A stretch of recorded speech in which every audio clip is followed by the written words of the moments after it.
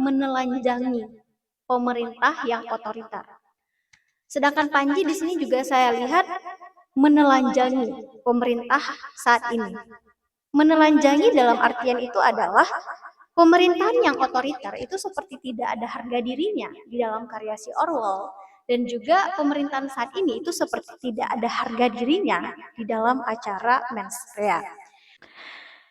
Panji Pragiwaksono.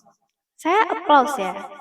Entah kenapa rangkaian acara Mensrea ini mengingatkan saya pada salah satu judul buku yang pernah saya baca, di mana buku tersebut juga sempat viral di tahun 2025, yaitunya buku 1984 karya George Orwell. Jadi di sini saya melihat Panji dan juga si Orwell, penulis buku ini, itu memiliki kesetaraan atau memiliki vibrasi yang setara ya, di mana keduanya itu sama-sama mengkritik pemerintah, tetapi dengan gaya yang berbeda, namun powernya itu setara. Di mana Orwell itu di dalam karyanya, di dalam tulisannya, itu terkesan memang menelanjangi pemerintah yang otoriter. Sedangkan Panji di sini juga saya lihat menelanjangi pemerintah saat ini.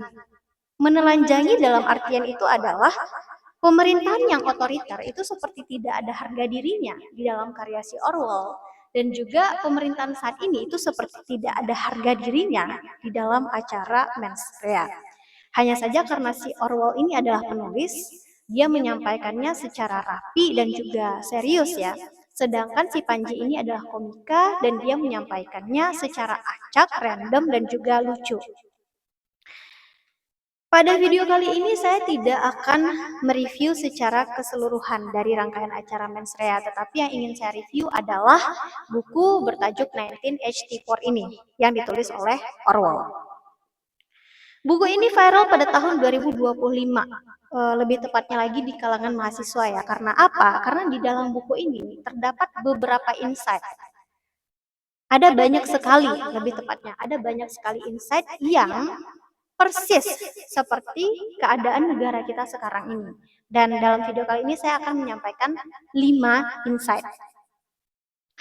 Yang pertama, itu buku ini berisi tentang intervensi pemerintah terhadap media publikasi, di mana media publikasi itu sengaja di-framing, kemudian sengaja diatur isinya dengan sedemikian rupa, mengada-ada ya, menutup-nutupi, sehingga negara-negara yang ada di luar itu tidak tahu, di luar London ya, lebih tepatnya di sini itu di Inggris. Di luar Inggris itu tidak mengetahui keadaan di dalam negara yang sebenarnya. Hal ini mengingatkan saya pada aksi demonstrasi Agustus 2025 kemarin, di mana sudah sebegitu chaosnya negara kita, tetapi tidak tayang di satupun stasiun televisi, tidak tayang di dalam satupun berita. Bahkan media dari luar negeri saja itu datang untuk meliput, tetapi stasiun televisi di Indonesia tidak menayangkan berita tersebut. Itu insight yang pertama, intervensi pemerintah terhadap media publikasi. Kemudian yang kedua, itu dikisahkan di dalam buku ini bahwa pemerintah tidak menyukai masyarakat yang cerdas. Mereka lebih menyukai kondisi masyarakat yang bodoh. Bahkan masyarakat yang kritis itu diuapkan istilahnya di dalam buku ini. Di mana diuapkan itu kondisinya adalah mereka kemudian bahkan mereka tidak ada lagi di dalam sejarah dan tidak punya lagi sejarah kehidupan. Seperti itu.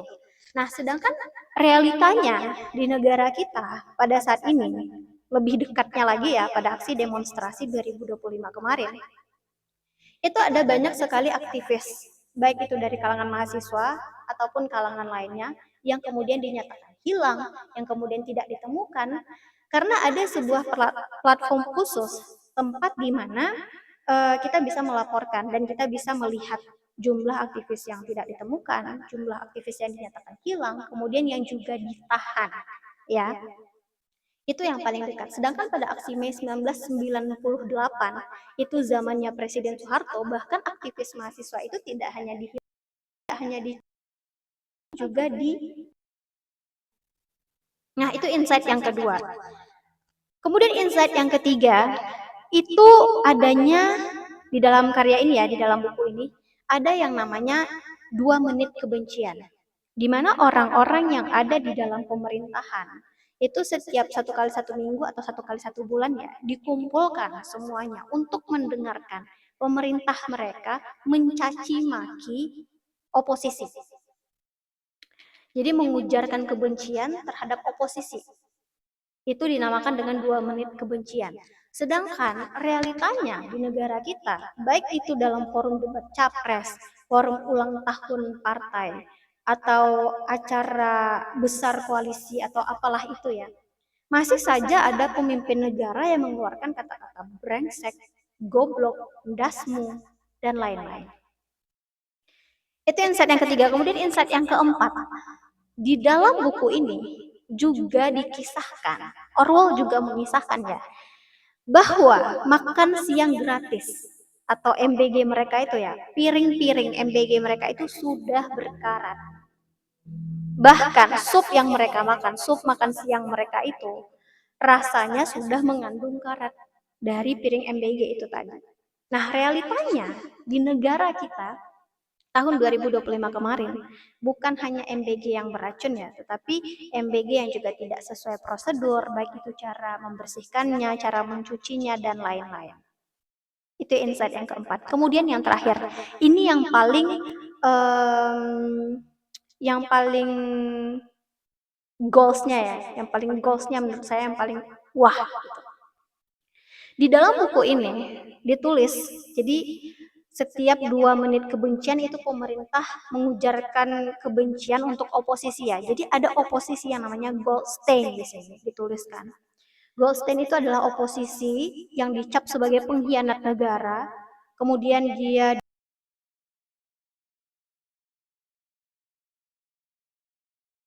sejarah. Goldstein ini juga menulis buku terkait praktek oligarki. Di sana ada sejarah yang sebenarnya negara itu ada. Tetapi buku itu tidak boleh diedarkan, tidak boleh disebarkan. Itu ditulis oleh Orwell di dalam buku 1984 ini. Sedangkan realitanya di negara kita, dulu Soekarno itu juga punya oposisi, ya, yang berbeda ideologi dengannya, yang kemudian ditangkap, dipenjarakan, dicap sebagai pengkhianat, dan kemudian si orang ini yang dipenjarakan oleh Soekarno ini menulis buku. Bukunya semua ditarik, tidak boleh diedarkan, ditarik ya dari edaran masyarakat, ditarik, tidak boleh diedarkan. Padahal baru-baru ini, beberapa tahun terakhir ini, buku itu kembali diburu oleh masyarakat Indonesia, kembali diminati. Masyarakat Indonesia penasaran, dan orang tersebut adalah Tan Malaka, dan bukunya adalah Madilo. Ini adalah 5 dari banyak sekali insight yang ada di dalam buku ini yang kita bahas pada malam hari ini. Dan bagi kamu yang sudah pernah membaca buku ini, kemudian juga menemukan insight-insight lainnya, di mana ada ditulis oleh Orwell tetapi juga terjadi di negara kita, boleh tinggalkan penemuan kamu di kolom komentar. Nah, sedangkan untuk mens rea sendiri ya, ini menurut saya, kebetulan saya juga pimpinan redaksi buku dan majalah. Jadi saya akan mengambil POV dari pimpinan redaksi saja ya. Bagi saya hanya ada 3 kategori karya. Yang pertama, karya yang layak terbit dan juga layak ditayangkan. Kemudian yang kedua, layak terbit, layak ditayangkan, tetapi kontroversial. Dan yang ketiga, tidak layak terbit dan tidak layak tayang. Jadi tidak ada karya yang layak terbit dan layak tayang tetapi melanggar hukum. Itu tidak ada.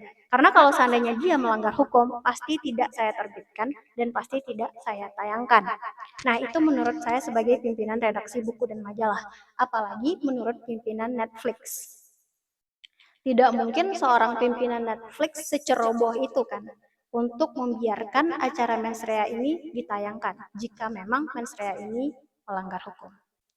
Oke, sampai di situ saja pembahasan kita pada malam hari ini. Kalau kamu suka dengan video seperti ini, jangan lupa like, subscribe, dan nyalakan tombol loncengnya supaya kamu tidak ketinggalan video-video lainnya. Sampai jumpa.